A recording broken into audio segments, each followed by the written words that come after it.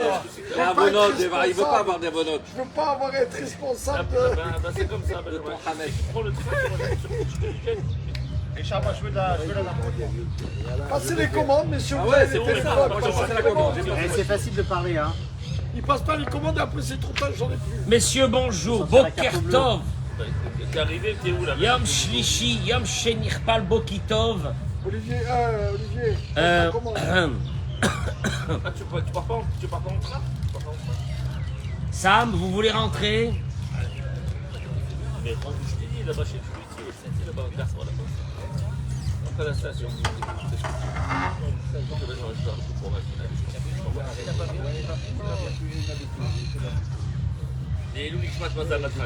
La Ilon Ishmat Mazal Batrana. La Ilon Ishmat Rina Bat Naomi Gila, Pinina Bat Suzanne, Salomé Rachel Perchaya Bat Myriam. Et les noms des malades que j'ai déjà cités ce matin, qui m'ont été envoyés dans les réseaux. Des fois chez Joël, Teila Batodet, Les fois chez les Majol Tila Batodet, Lise Liz Noémie Badjuli Fricha, Monique Esther Batodet, Monique Esther Batodet, Véronique Batoraïda, Véronique Batoraïda. Myriam Batfrecha. Les fois chez les mains, Myriam Batfricha, Chélie Esther Batsipora, Abba Marie Rabbi Avram Bar Simcha Julie. Je rajoute bien sûr tous les noms des malades qui seront mis sur les réseaux ce matin. Que ce shiur de Torah soit les. Ah, vous êtes en live? On leur fois chez les mains. Qu'est-ce qu'il y a? Non, le mec il a installé la nouvelle machine à café et il a vendu des graines. Je te donne mes clés. Il a les clés, hein. Il est pas Je là. sais pas, Franck. tu vois, il t'a entendu, il a changé la machine. Il est content, je très bien. Baruch Hashem, à Dora Géoula, on nous change des machines qui mouent le grain de café en direct. Tout est en direct ici, Baruch Hashem. Alors, ce matin, ce mardi matin, il fait très chaud. Hein. Vous avez remarqué? 28 degrés, messieurs. Combien? 28. Baruch Hashem, 28 degrés, ça y est. L'été est arrivé en Israël. Nous attendons tous nos frères qui viennent nous rendre visite. Les portes sont ouvertes du pays. Baruch Hashem, on est dans le plus beau pays du monde. Du monde. Chaque jour, je m'émerveille de ce pays, de cette terre que Hachem nous a donnée. Extraordinaire, Baruch Hashem. On est content d'être là et on attend tous nos frères et nos sœurs qui viennent. Et si Dieu veut, j'ai l'ambition que quand il y aura les touristes ici en juillet et en août, que les hommes et les femmes puissent venir aussi être avec nous dans notre cours directement en live. Bezrat Hashem, Amen, Kenyi Ratson. Je voudrais parler ce matin d'un sujet exceptionnel. Dieu nous a donné une bouche. On ne sait pas combien on peut faire du bien avec cette bouche. C'est phénoménal. Et j'aurais voulu parler de ce que nous appelons la communication positive ce matin. Parce que franchement, quand j'entends des gens qui me disent j'arrête pas de crier, j'arrête pas de dire, j'arrête pas et ça marche pas. Je crois qu'on a un gros problème avec notre communication à nous dans notre bouche. On a un problème. On ne la maîtrise pas, cette communication. On ne la maîtrise pas. Parce que, en la maîtrisant, il suffirait de quelques paroles pour que beaucoup de choses changeront dans notre vie. Si c'est dans notre couple, si c'est avec nos enfants, si c'est avec nos amis. Quelques paroles qui sont dites. Olivier, tu es avec moi mon chéri. Baruch Hashem. Olivier, tu sais que tu es devenu... Olivier, tu sais que tu es devenu plus célèbre que moi. Je sais pas comment je dois le prendre. Et tout le monde me dit, mais... Non, alors je leur dis, je vous le montrerai pas. Jamais. Il restera caché. Jamais, oh non, jamais. Jamais Olivier restera avec nous et il sera avec nous, Bezrat Hashem, mais nous on le garde et on le cache parce que tout ce qui est caché a de la bracha, de la bénédiction. Amen. Et Olivier, tu sais combien j'attends que Bezrat Hashem, tu aies une grande réussite dans ta vie. Je le sais. Ani Odea, Bezrat Hashem, Chazak Baruch. Et tu m'excuses par avance sur chaque fois que je t'ai crié. Et que j'ai crié, Olivier, je lui ai fait honte. Je pense que je lui ai fait honte parce que lui, il a l'air d'avoir honte de rien. Ça rend d'une oreille, ça ressemble. Mais je lui ai fait honte quand même. Alors, je lui demande pardon. Vous savez que nous sommes dans les parachiotes justement qui parlent de la parole à travers la paracha de Tazria et de Metzora. Le verset il dit Zot, Tiye Torah ta Metzora, dans parachat Metzora. Zot Tiye, ça sera Torah ta Metzora. Les lois du lépreux. Beyom Tahorato, le jour où il se purifiera. Veuva la Kohen, et on l'amènera chez le Kohen. Le Midrash, dans la paracha de cette semaine, ramène une idée fabuleuse à travers la parole. Le Midrash il dit, Maasé, vous connaissez l'histoire, vous la connaissez l'histoire, mais c'est la première fois que j'ai compris cette histoire. Maasé berochel echad. Il était une fois un rochel. Un rochel, c'est quelqu'un qui vendait un vendeur à la... Un vendeur ambulant. Passait de ville en ville avec sa petite marchandise. Shaya mechazer ba'ayarot. Il tournait de ville en ville aux alentours de Tzipori. C'était une ville ancienne qui existait avant, je crois, dans le nord d'Israël, il me semble, Tzipori. Ve'aya machiz ve'omer. Et il publiait, il criait, comme font les vendeurs ambulants, et il disait Mi shemevakesh liknot sam chaim. Celui qui va acheter un élixir de vie. Un élixir, un ou Un une élixir de vie, un. Un élixir de vie. Yavo etzli veikne. À cette époque, les gens ne vivaient pas longtemps. Il y avait des maladies. Il n'y avait pas les vaccins. Il n'y avait pas les hôpitaux. Les gens, quand ils ont entendu le mot, un élixir de vie pour vivre. Karavouba samour le beto shel Rabbi Yanaï. Et voilà qu'en marchant et en criant, il est arrivé devant la maison de Rabbi Yanaï. Shamra bito shel Rabbi Yanaï. Sa fille a entendu, la fille de Rabbi Yanaï a entendu. Qui veut acheter un élixir de vie? Amra le Avia, elle a dit à son père, Rochel echad le savait Omer, il y a un marchand ambulant qui est en train de crier, qui dit, celui qui veut un élixir de vie. Amarla, il lui a dit à sa fille, va me le chercher. Elle a apporté. Amarlo Rabbi Yanaï, il lui a dit Rabbi Yanaï à ce colporteur, à ce vendeur ambulant. C'est quoi cet élixir de vie? Tu sais, à l'époque, ils vendaient des petites fioles. Il a cru qu'il allait lui vendre une petite fiole. Amarlo, il lui a dit, ce vendeur ambulant, tu ne connais pas? Tu ne connais pas l'élixir de vie? Il lui a dit, dis-le moi, Afilouken, dis-le moi. Amarlo lui a dit, apporte-moi un livre de Tehilim. Il lui a emmené, il a déroulé. À l'époque, les livres étaient des parchemins. Et le livre de Tehilim était un parchemin. Je cite les mots du Midrash. Et il lui dit ce que David Amelech dans Tehilim il dit. Quel est l'homme qui souhaite la vie, qui aime de longs jours pour goûter le bonheur? C'est qui l'homme qui veut vivre, qui veut avoir quoi? Ohev Yamim. Ohev Yamim, qui aime avoir une longue vie, de longs jours. Lire Otov pour goûter le bonheur. Et là, David Amelech, il termine, il dit, préserve ta langue du mal et tes lèvres des discours perfides. Netzor, leshoncha mera, usfatecha, midaber mirma. Maasa Rabbi Yanaï, qu'est-ce qu'il a fait Rabbi Yanaï? Nathan lo shisha slaim. Il lui a donné 6 pièces en or. Une fortune. Amroulo Talmidav. Ses élèves ils lui ont dit, Rabbeinu, j'en ai désolé, tu ne connaissais pas ce verset de Tehilim, que celui qui garde sa bouche va avoir une longue vie.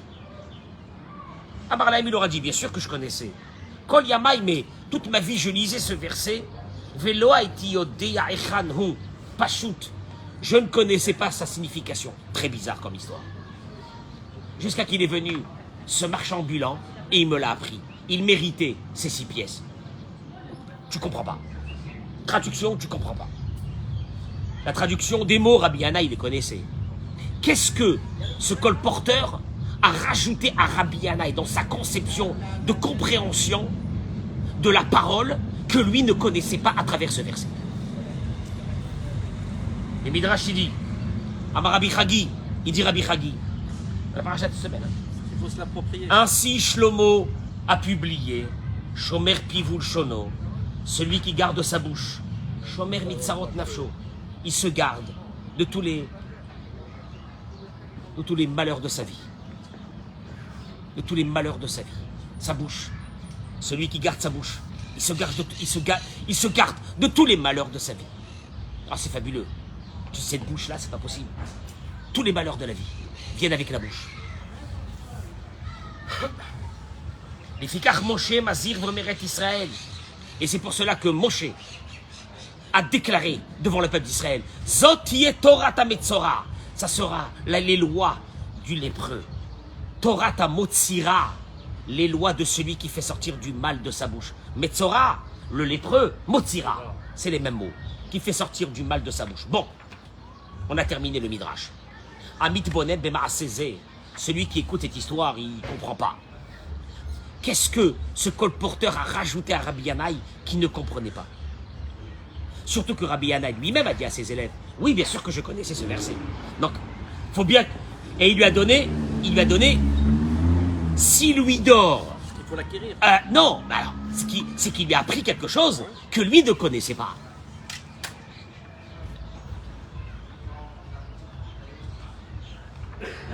Les Pashtout Regilim, les Faresh, nous avons l'habitude d'expliquer, dit le Rav, écoutez-moi bien. Écoutez-moi bien parce que c'est fondamental. Il y a beaucoup de choses que nous connaissons dans notre esprit. Nos connaissances, on connaît tout. Je vous assure que tout le monde connaît tout. Mais de là, à les accomplir, à derech aruka, le chemin est très long. Quelqu'un il va te dire, je sais que de me mettre en colère, c'est dévastateur pour moi et pour mon entourage. Autrement. Tu n'arrives pas à connecter tes connaissances avec ton cœur qui lui te dirige. Tu n'arrives pas. Il y a quelqu'un qui sait que de trop manger, c'est dangereux. Il ne peut pas. Il est boulimique. Il ne peut pas. Il y a un problème. Là, on lui dit arrête. Et là, il dit je peux pas. Arrête. Je peux pas. La fumée du shit, ça va te détruire les neurones. Tu le sais. Tu vas devenir un légume à 50 ans. Ils appellent ça chez nous, il est zen. Bah oui, bien sûr qu'il est zen. Il n'a plus rien dans la tête. Bah, il est posé. Il est zen. Il est posé. Il y a 50 ans, il est posé. Il est zen. Il est zen. Tu vois, il est zen. Il parle doucement. Et bien sûr qu'il parle doucement. Il n'y a plus de neurones. Les connexions sont détruites. Il le sait. Je peux pas. L'otamida adam ose shaykhut u mekasher ben advarim ha'omdim lefanav bemetziut leben ma sheyuda besichlo. Cette connexion entre la connaissance et l'application, elle est très dure. Imishalou adavar yeda. Si je demande n'importe quelle information à quelqu'un, il me dira tout de suite, je viens chez quelqu'un, je lui dis, dis-moi, se mettre en colère c'est bien, et te dire, ah non, c'est pas bien du tout. Tout le monde est au courant. Ça n'existe pas quelqu'un qui n'est pas au courant sur les informations capitales de la vie. Ça n'existe pas. Mais quand le moment arrive de dire, mets-les en application,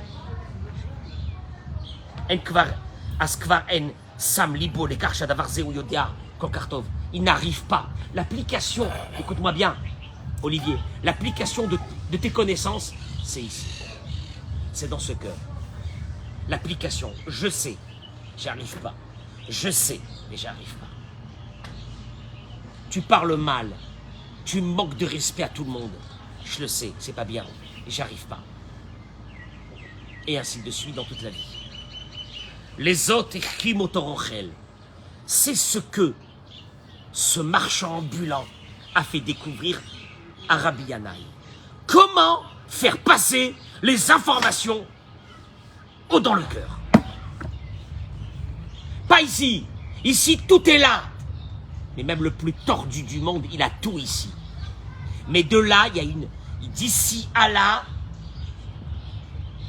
la connexion, il y a longtemps qu'elle a été coupée. Comment faire pour connecter l'intellect qui, lui, engrange les connaissances du bien et du mal et les faire passer au cœur pour qu'ils les mettent en application? Ce colporteur va les faire découvrir Rabbi Yanaï. Et là, c'est fabuleux. Écoute-moi bien. Il dit comme ça que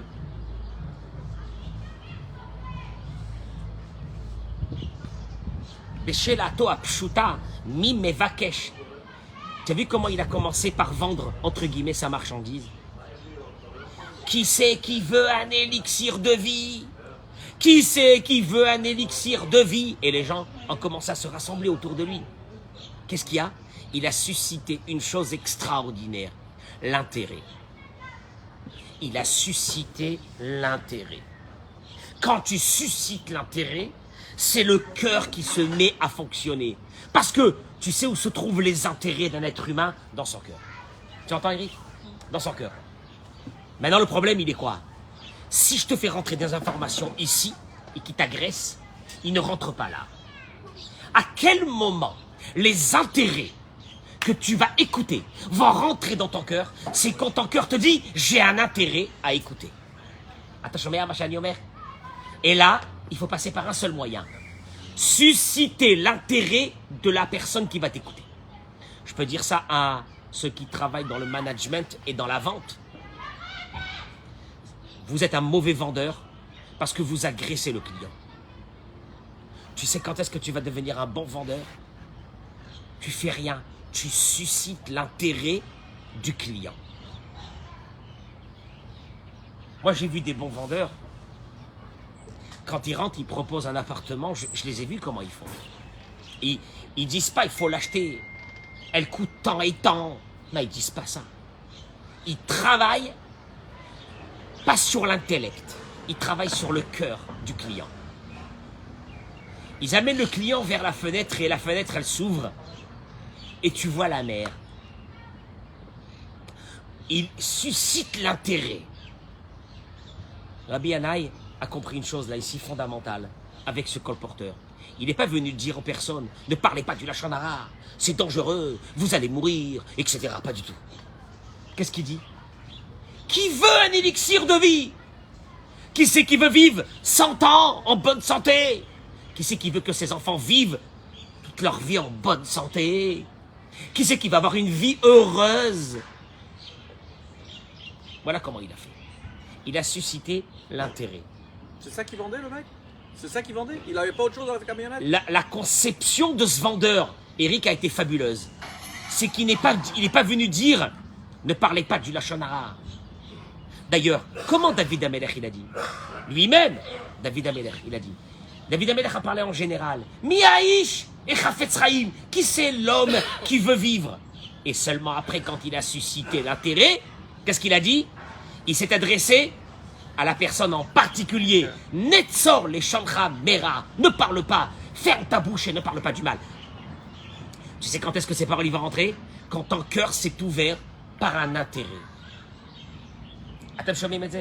Et là, je le dis par rapport à une chose. On veut faire passer de l'éducation à nos enfants. Je peux vous donner une façon de le faire.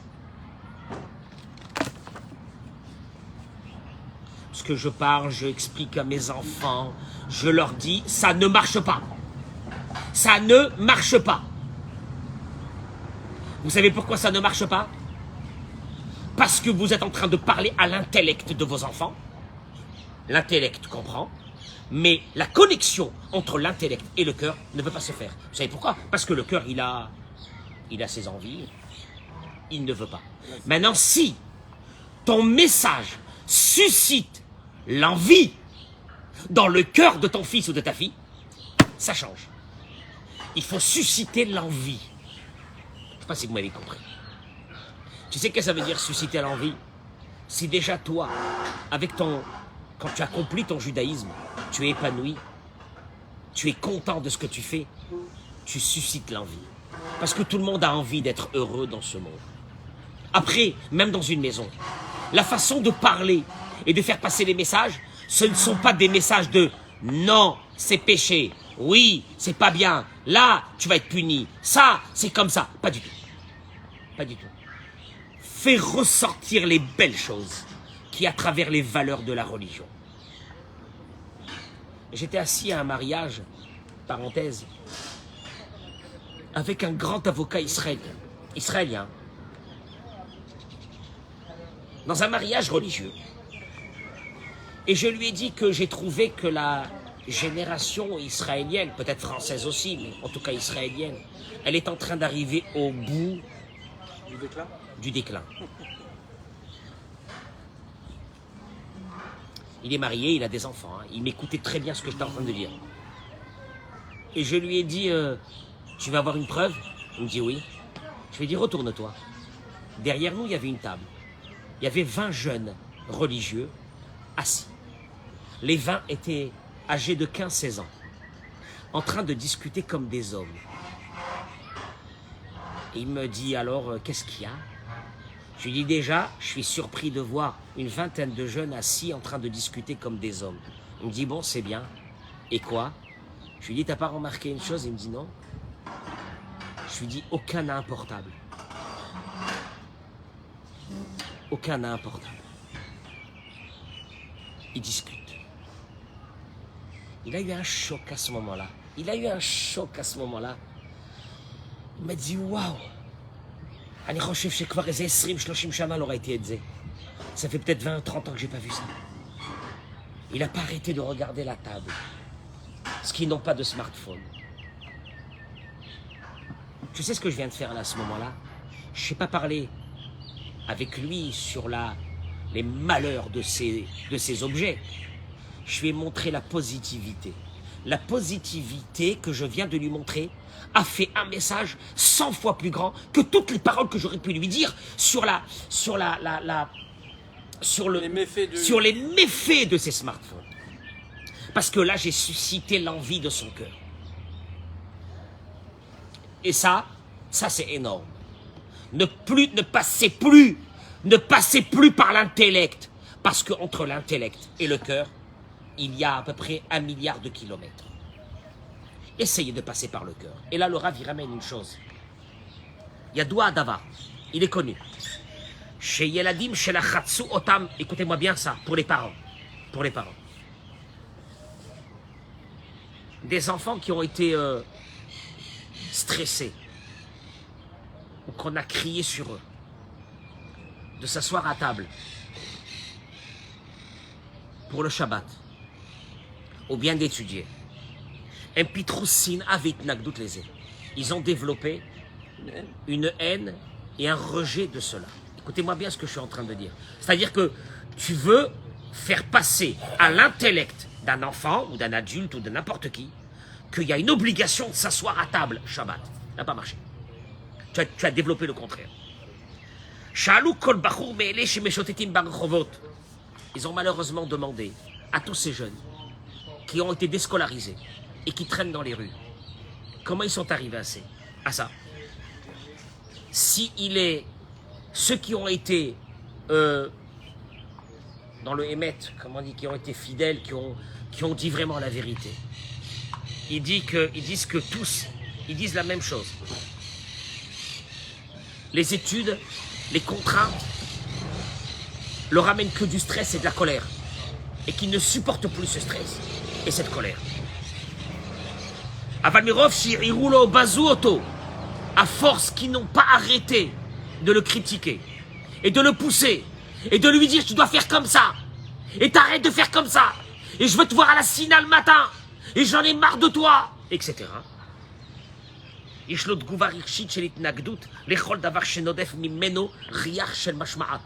Toute chose qui de loin a l'odeur d'un ordre, ils ont un rejet total. Vous entendez? Vous savez pourquoi? Une chose, le cerveau a été rempli. Le cerveau a été rempli d'ordre, mais rien n'est passé ici. Et à un moment donné, il y a un trop-plein dans le cerveau, et il ne peut plus. Il ne veut plus t'entendre. Yeshna Otofa, chez les Tsari, Aninifgash Baleriti. Malheureusement, il dit, il y a encore un symptôme que je remarque souvent.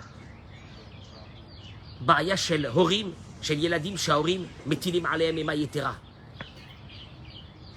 Ce symptôme de parents qui ont mis énormément de peur sur les enfants.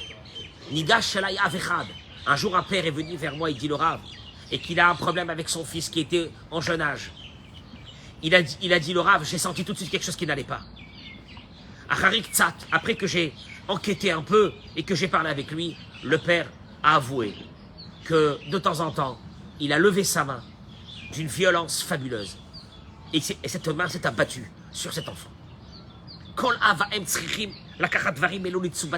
Écoutez-moi bien, les parents doivent prendre ça dans leur cœur et doivent le faire rentrer. Moi, j'ai entendu des fois des parents qui disaient « Attends qu'il rentre à la maison, je le fracasse. » Classique. Et je peux vous dire une chose, je vous mets au défi. Je vous mets au défi. Trouvez-moi un père qui parle comme ça et qui fait cela, que son fils est sorti sur le droit chemin. Et de prendre ça à cœur. De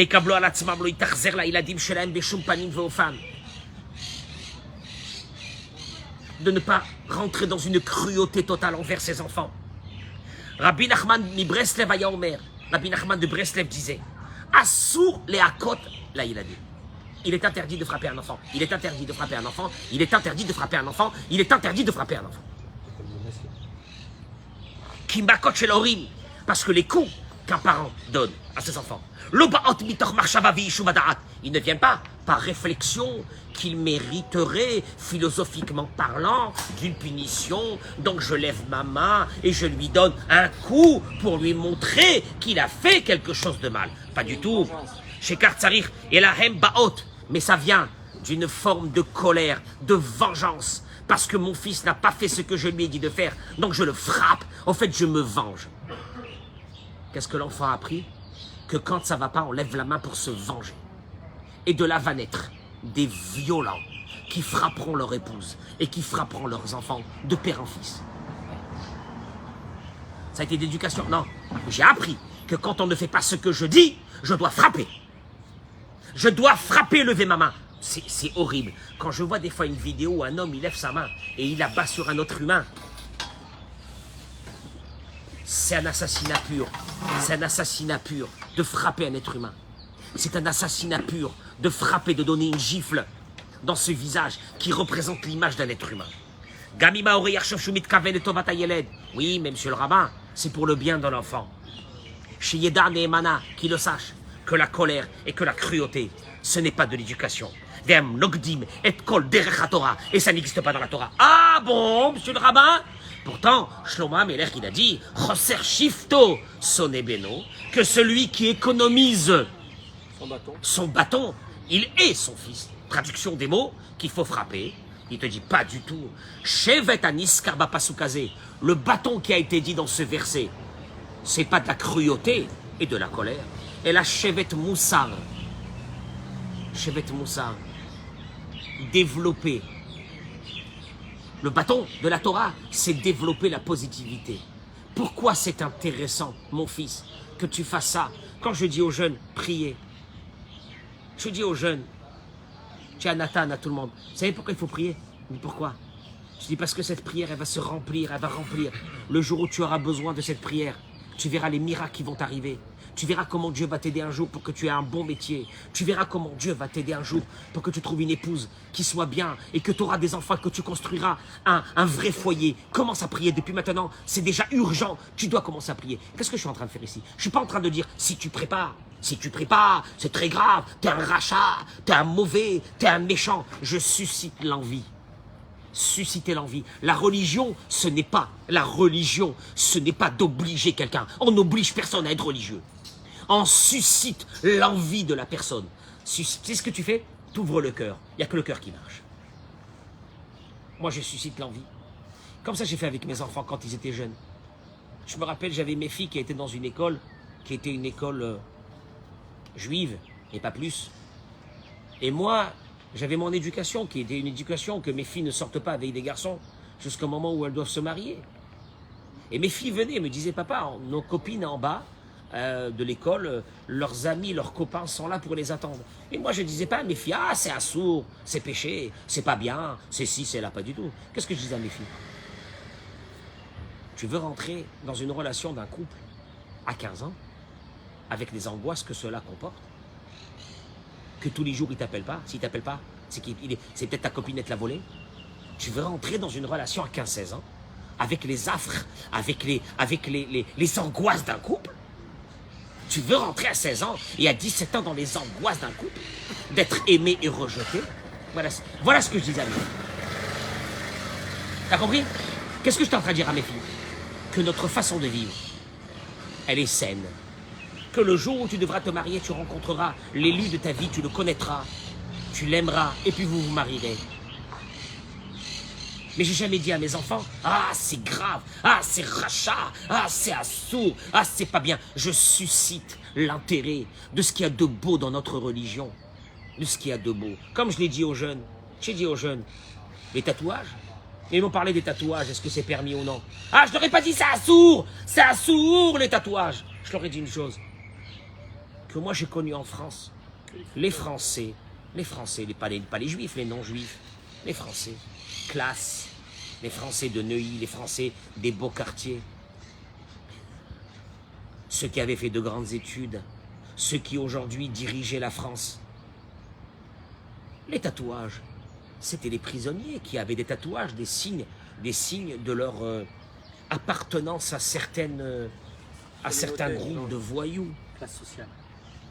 Et c'est devenu de ça qu'après, les footballeurs aussi ont mis des tatouages, parce que bon, leur niveau intellectuel ne doit pas voler plus haut, que le gazon dans lequel cette balle se trouve. Et de là, c'est devenu que c'est la mode. Mais, je suis désolé.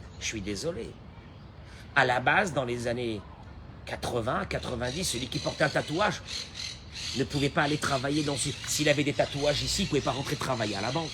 Jamais on l'aurait pris. Parce que... Il y a une image. Tu vois ce que je suis en train de dire? En fait, je suis en train de dire une chose. On a des valeurs.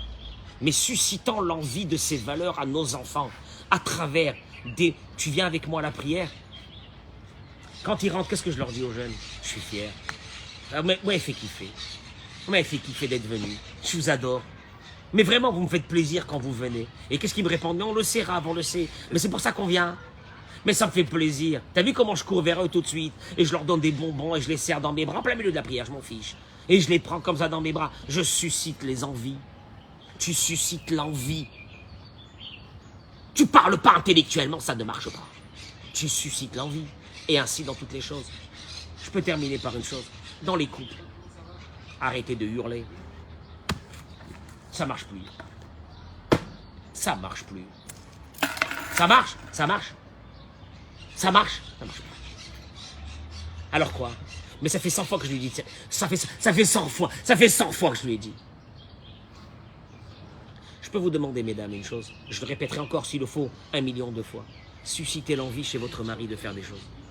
Suscitez l'envie. Ne criez pas. Crier, c'est vous l'agresser intellectuellement. Vous l'agressez intellectuellement. Vous l'agressez intellectuellement, ça ne marche pas. Il ne fera pas rentrer dans son cœur. Parlez. Dites-lui combien vous êtes fier de ce qu'il a fait. Ah, ça... Hein, quand je dis ça aux femmes, ça leur brûle les lèvres. Ah, ça leur brûle les lèvres. De dire du bien du mari, ma petite... Non, il y a certaines qui me disent, mais oui, mais Rav, on le fait. Ah, ça brûle les lèvres. Ah, par contre, quand ça va pas, ah, maman. Ah, maman, quand ça va pas, quand il y a quelque chose qui va pas, comment les lèvres y s'ouvrent. Ah. Qu'est-ce qu'il y a? Agression ici, fermeture entre là et là. Je le ferai pas. Je le ferai jamais. Je le ferai pas. T'as vu ce qu'elle m'a dit? Je le ferai pas. Fais autre chose. Arrête de parler à ici. Parle là. Tu sais comment tu parles ici? Qu'une femme elle dise à son mari, je t'aime. Tu as fait cette chose-là, Béhémet, combien je t'aime. Combien je suis fier de toi. Ça vous brûle les lèvres. Mais dommage, parce que c'est ça votre problème. Et je le dis aux femmes, c'est ça leur problème. Je peux dire au mari aussi la même chose. La même chose. Autodam. Faites la même chose. Parlez au cœur. Suscitez les envies. Suscitez les envies. Avec les enfants, ne jamais donner d'ordre. susciter les envies. C'est pas compliqué. Vous savez comment on appelle ça? La communication. Cette bouche, elle nous a été donnée. Elle est fabuleuse. À tous les niveaux. La parnassa, la bouche. Le P de la parnassa et le He qui finit le mot de la parnassa. P, c'est la bouche. Parnassa, c'est la bouche. Parnassa, P, Resh, Nun, Samer, He. Parnassa, P, He. Ça commence par le P, ça finit par le He. La bouche. T'as un client, n'essaye pas de lui vendre quelque chose. Suscite l'envie. Tu lui parles pas de lui vendre. Je vais vous vendre à ce prix, je vais vous faire à ce prix. C'est pas ça qui marche. Moi, j'ai vu une fois un vendeur dans une maison, il est rentré, il est avec des clients. Il leur a dit, j'ai pas envie de la vendre, cette maison, j'ai pas envie de la vendre. Je l'adore. Je l'adore, cette maison. Il parlait comme ça, le vendeur. J'ai pas envie de la vendre. Je l'adore. La vérité, j'ai envie de la garder. Je la kiffe. Regardez ça, ça, j'adore. Ça, j'adore dans cette maison, ça, j'adore dans cette maison. Et le client, qu'est-ce qu'il faisait? Je vous en prie, vendez-la moi. Quand tu suscites l'envie, t'as tout gagné. Mais ça passe par la bouche. Tu hurles. On est devenus comme des chiens, on aboie. On aboie sur les enfants. On aboie. Les enfants, ils s'assoient à table, Shabbat. Première des choses. Tu dis à tes enfants, ça me touche. N'importe quel père, il adore ça. Quand ses enfants, ils sont assis avec lui. Ton fils, il vient avec toi à la synagogue une fois. Tu lui dis, tu sais comment c'est fier. Tu sais comment j'ai une fierté que mon fils, il m'accompagne à la synagogue. Tu peux pas t'imaginer quel bien que tu me fais. Et quand il vient pas, il faut rien dire. Ça sert à rien. Ainsi pour une fille. Une fille, elle s'habille bien. Tu lui dis, regarde, comment t'es belle. Et comment t'es belle là quand t'es habillée comme ça. Comment tu es belle. Comment tu es belle. Quelle beauté qu'il y a dans ce corps quand il est bien habillé. Ce qu'on appelle la classe. Pas la vulgarité, la classe. Et ainsi de suite. Faire sortir les mots positifs de la vie. Jamais des mots négatifs. Ça n'a jamais marché. Le négatif, il reste dans l'intellect. Et après, il y a un blocage ici, il passe pas. Le positif, il passe même pas par là. Il passe par là. T'as un enfant qui est en surpoids. Il a commencé à faire un peu de régime. Ne lui dis pas, t'es encore gros. Espèce d'abruti, ne dis pas ça. Dis-lui, tu sais quoi? Et déjà, je vois la différence. Déjà, je vois la différence. Oh. Ah, c'est extraordinaire. Je te jure, je vois la différence. Oh. Ça passe pas par là. C'est le cœur qui commence à avoir envie. Quand le cœur il a envie, c'est fini. Ah, c'est fini, t'as plus besoin de parler. Et ainsi pour toutes les choses de la vie. Je vous remercie. Bracha, Zak ou Baruch. Rabbi Hanania. Rabbi Hanania ben Akash.